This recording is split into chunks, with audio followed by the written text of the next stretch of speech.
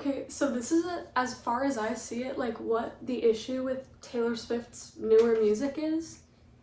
I was just having this thought in the shower and I just felt like I needed to share it with you guys. But I'm like, she has been relevant for my entire life, like not only culturally relevant, but like to me specifically, like there has always been an album that represents like what is going on for me specifically in my own feelings, you know, and like words that like describe my own feelings perfectly. Like there's always been like a set of music that like speaks to me specifically, I guess, as like a girl growing up in a similar time as Taylor Swift. And like technically I'm like, I think on the younger side of the fan base because I was listening to like her earlier music when I was like 9 and 10 years old, when there were a lot of like teenagers listening to her music. But it was like, I just really liked country music because I just grew up loving country music. And so I was really into that. But then like as I got older, like I got to come to like, okay, like Fearless, like I'm listening to this in middle school now, like, and I'd heard it before, but it hits differently now. And like as I developed the ability to like feel like heartbreak and like deep emotions, like things like love and like loss and whatever, like as I grew a deeper ability to like feel those type of feelings, it felt like a lot of the time she was growing with me as well. And I feel like now, whether it's because she's the most successful person in the world or like that she maybe hasn't got to like develop that much as like someone who's been in the public eye for that long. So it's like maybe she doesn't know how to like feel like feelings anymore. Or if she can feel them, like maybe she's not writing songs that actually express the depth of what she's feeling right now because she's using like an outdated like model of songwriting that she hasn't really reapproached and like tried to figure out something new for, except for in Folklore and Evermore, like she started doing something new that was like, wow, this is new, like this feels kind of like, I don't know, like more thought through. And I always kept thinking that like the next album was gonna be like another like Folklore Evermore level of like texture and like whatever. I mean, or more like lyricism, I guess. Cause I didn't even love the production of Folklore and Evermore. Like I had a really hard time listening to it at first, and I still like don't go back to it that much. Cause it like didn't have as much of a like narrative momentum or something, I guess. I don't know. But I just be saying words. But like I felt like at least like maybe lyrically she was getting really poetic and really abstract and like less pop lyrics. And I was like, ooh, like she's close, like because I liked Evermore way more because it had more momentum. And so the way she like talked about Midnights, also this is something that always like got to me, is that when the way she would advertise Midnights, like the things she wrote about it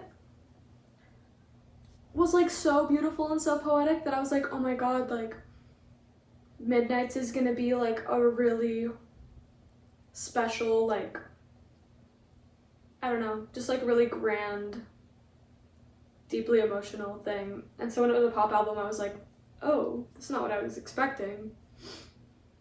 And then the Tortured Poets department, my expectations were so high because I was like, oh, this is gonna be what I thought Midnights was gonna be. And then let's just say I've only listened to that album one time, and my main takeaway is, he's having my baby. No, he's not, but you should see your face.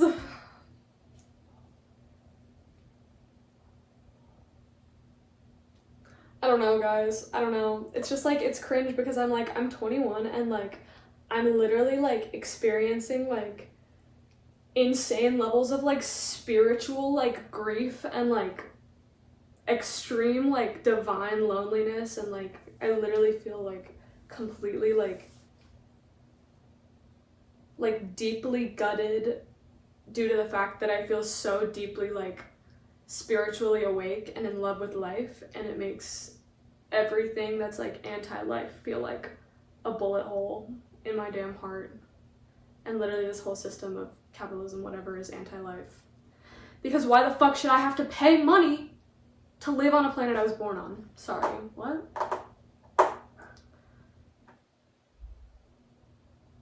One puff on the J and I'm like, let me tell you about how I am so in such a deep despair to be living in the iPhone generation, to be a postmodern, coming of age in postmodernism where we don't believe in fucking anything. We don't believe in anything at all.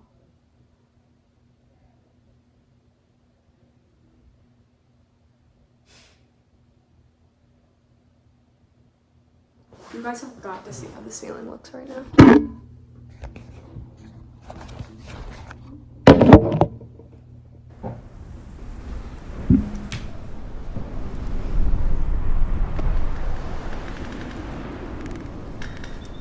Is life kicking up dust right now? Has life given up for you right now as well? Oh, was life given hers? I wake up and feel totally the same. I woke up the same as yesterday. No news of any kind. The long morning, the white afternoon, and then night could be coming soon too. But when it finally does, it's endless,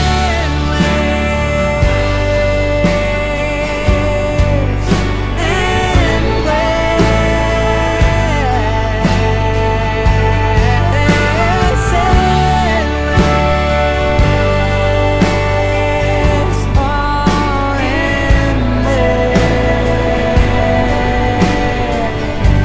But it's an honor to feel this way, to feel the color of the longest day. 'Cause it's a shadow anymore. And well, it's feeling pretty bad to me, but I don't think it goes on endlessly. But the horizon's lifting away from me, and it seems endless,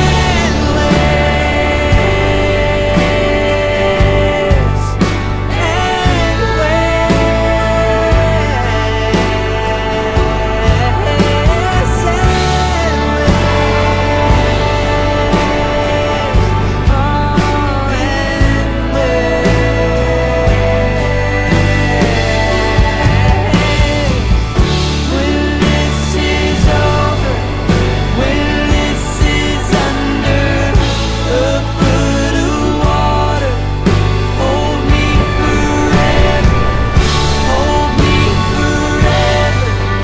When this is under, when this is over, hold me forever.